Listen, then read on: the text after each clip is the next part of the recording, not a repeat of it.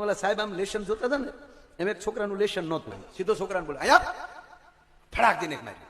છોકરો કે ઘા નહીં કરવાનો સાહેબ, ઘા નહીં કરવાનો, અમારી આબરૂ જેવું હોય. ફડાકો બોલાવી ગયો હતી.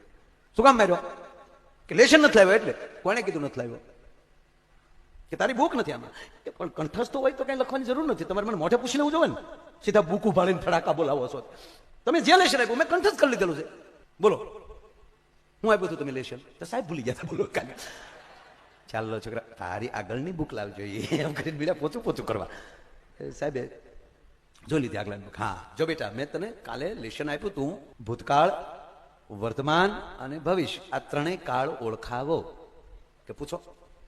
બોલ બેટા ભૂતકાળ કોને કહેવાય? લેશન નથી લાવ્યું એને ભૂતકાળ કહેવાય. સરસ સરસ.